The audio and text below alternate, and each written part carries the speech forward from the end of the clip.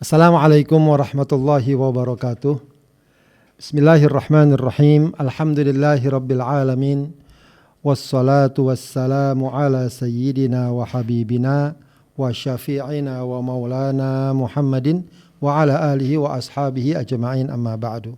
Sahabat Adrim di mana saja berada, alhamdulillah kita berjumpa lagi dalam pertemuan ini. Mudah-mudahan pertemuan kita diberkahi Allah Subhanahu wa taala. Kita akan lanjutkan kajian kita membahas kitab Riyadhus Shalihin, ya, hadis yang terkandung di dalamnya. Kita masih di bab ketiga, yaitu bab sabar, ya. Hadis nomor 38, ya. Yaitu juga tentang kebaikan, ya, di balik musibah, ya. Baik. Bismillahirrahmanirrahim. Wa an ibni Mas'udin radhiyallahu anhu qala dakhaltu 'alan nabiyyi sallallahu alaihi wasallam wa huwa yu'ak. Dari Ibnu Mas'ud radhiyallahu anhu, dia berkata, aku mendatangi Rasulullah sallallahu alaihi wasallam saat dia sedang sakit. Fakultu, maka kata Ibnu Mas'ud, ya Rasulullah, wahai Rasulullah, innaka tu'aku wa'kan syadida. Ya, engkau ini sakitnya keras, ya, sakitnya sangat. Ya, bisa jadi Ibnu Mas'ud ini melihat dari kondisi Rasulullah yang sangat lemah, atau mungkin dia raba bagian tubuhnya, apakah tangannya, apakah apa begitu, ya, dan dia rasakan mungkin apakah panas, apakah demam tinggi. Artinya Ibnu Mas'ud melihat bahwa sakit yang dialami Rasulullah saat itu adalah sakit yang sangat berat. Ya. Qala, maka Rasulullah berkata, ya, ajal, iya. Inni u'aku kama yu'aku rajulani minkum. Ya, aku ini menderita sakit sebanding dengan, ya, sakitnya dua orang dari kalian. Ya, sakitnya dua orang dari kalian.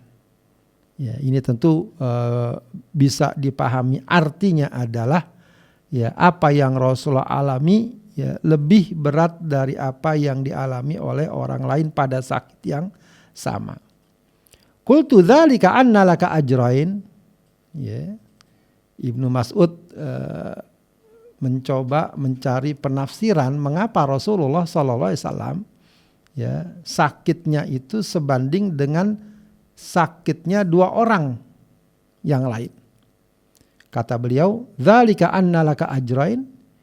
Hal tersebut apakah karena, ya, kamu itu dapat dua pahala, ya, terkait dengan sakit yang kamu alami. Jadi kalau orang-orang dapat satu pahala, kalau mau dihitung berdasarkan angka, maka Rasul dapat dua pahala.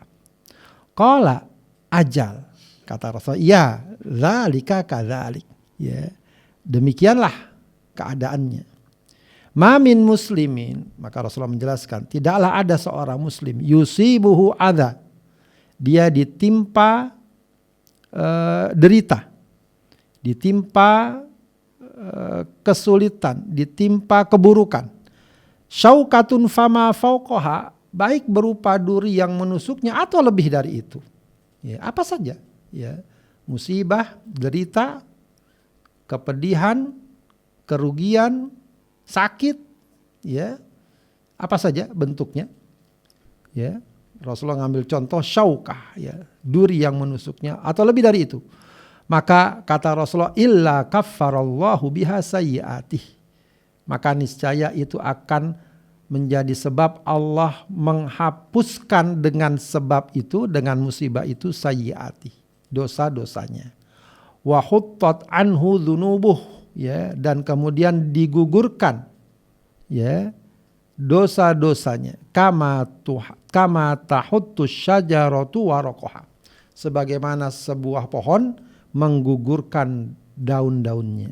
Ya, muttafaqun alaih. Ya, hadis ini diriwayatkan oleh Bukhari dan Muslim, dan juga sebagaimana kita katakan masih masuk dalam bab sabar.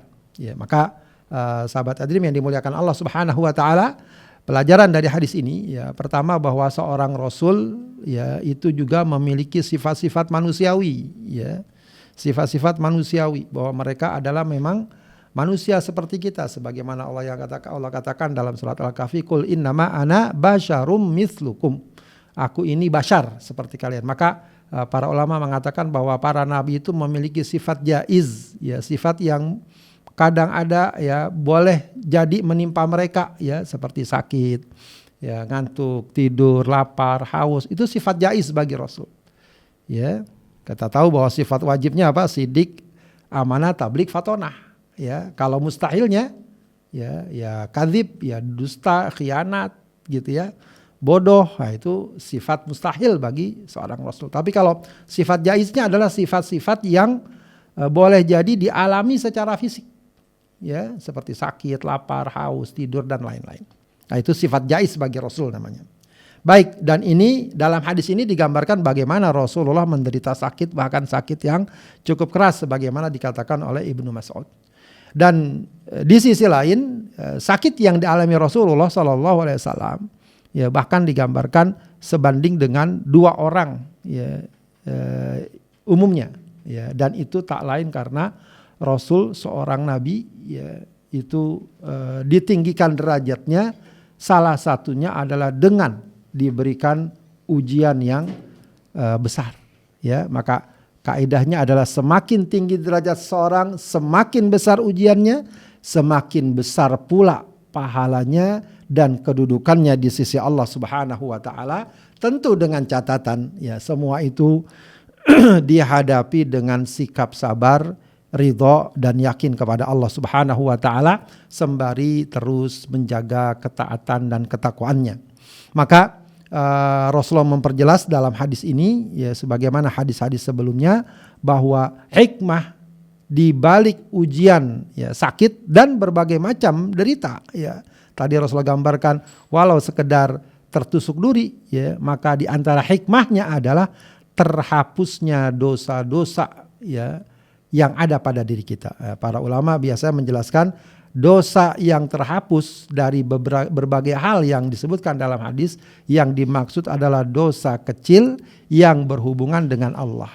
Adapun dosa besar, maka dia membutuhkan taubat secara khusus, atau berhubungan dengan manusia, dia membutuhkan ya permohonan maaf ya, minta maaf, minta dihalalkan sebagaimana dalam hadis, atau juga kalau ada harta yang diambil atau hak orang lain yang tidak dipenuhi, maka dosa tersebut dapat terhapus, baru dapat terhapus kalau kita kembalikan hak-hak mereka.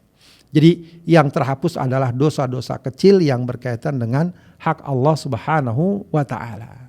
Ya. Sahabat Adrim yang dimuliakan Allah Subhanahu wa taala, demikian penjelasan dari hadis nomor 38 kitab Riyadhus Shalihin ya, bab ketiga, yaitu bab sabar. Mudah-mudahan bermanfaat dan menjadi pelajaran bagi kita semua. Hadanallahu wa iyyakum ajma'in. Wassalamualaikum warahmatullahi wabarakatuh.